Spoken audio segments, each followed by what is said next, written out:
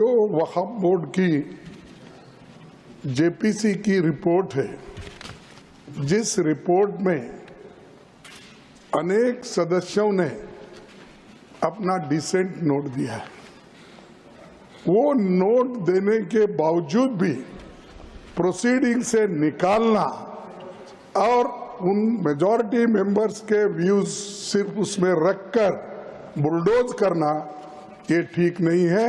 ये कंडेमेबल है और एंटी डेमोक्रेसिक है, एंटी प्रोसीजर है। और दूसरी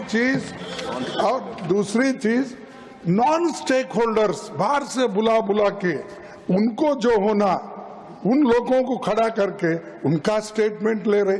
और जो इतने लोग पार्लियामेंट में जो भी डिसेंट नोट दिए हैं, क्या उसमें कोई एक पढ़ा लिखा नहीं है?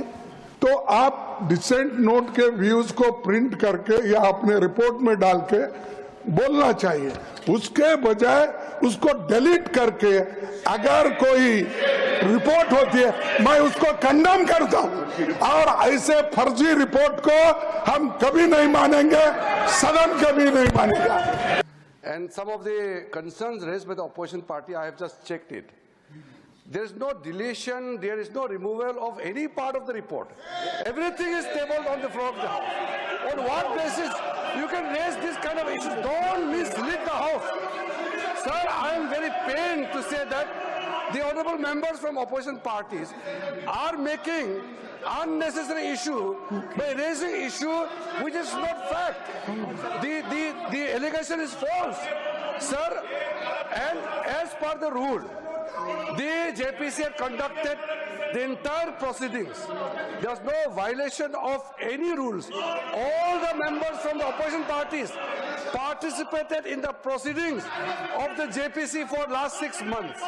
Now finally, when the report is placed in the floor of the House, they are raising objection. In the appendix also, all the dissent notes are also attached.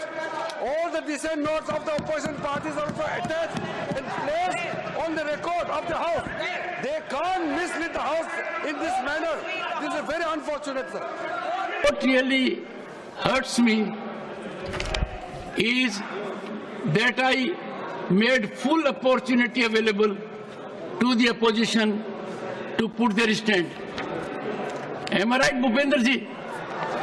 Full opportunities were given to them, and there is no reason for them to walk away from their constitutional obligation.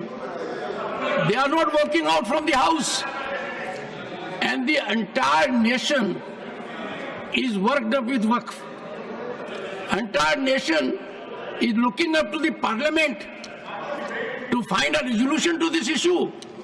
आप हमारी राय से सहमत हो सकते हैं, असहमत हो सकते हैं। डेमोक्रेसी के अंदर अलग अलग पार्टियों को अपनी राय देने का हक है। आप उसको कूड़ेदान में कैसे डाल सकते हैं? और याद रखिएगा, इतिहास हमें माफ नहीं करेगा। ये आज शुरुआत है, आगे गुरुद्वारों की जमीनें कब्जा करने का बिल लाएंगे, ये मंदिरों की जमीनें कब्जा करने का बिल लाएंगे, चर्चों की जमीनें कब्जा करने का बिल लाएंगे, और सारी जमीनें कब्जा करके अपने दोस्त अडानी और चंद पूंजीपतियों को देंगे। ज्वाइंट वर्किंग कमेटी वक्फ के, मैं उससे एग्री करता हूं। एक बात आप समझिए कि ये वक्फ का जो बिल लाया जा रहा है, ये सिर्फ और सिर्फ ना सिर्फ अनकॉन्स्टिट्यूशनल है, fundamental rights article 14, article 15, article 29 का ग्रेव वायलेशन है। ये वक्फ को बचाने के लिए नहीं है, वक्फ को मुसलमानों से छीनने के लिए, बर्बाद करने के लिए ये बिल लाया जा रहा है। और इसमें जो एडिशनल अमेंडमेंट्स जो बीजेपी और एनडीए ने पेश किए, वो तो उसको और बदतर करता है। आप बताइए कि कैसे मुस्लिम वक्फ प्रॉपर्टीज में नॉन मुस्लिम को मेंबर रखा जाएगा? कैसे आप कलेक्टर एंड अबव ऑफिसर्स को पावर देंगे? कैसे कलेक्टर डिसाइड करेगा कोई वक्फ प्रॉपर्टी है या नहीं?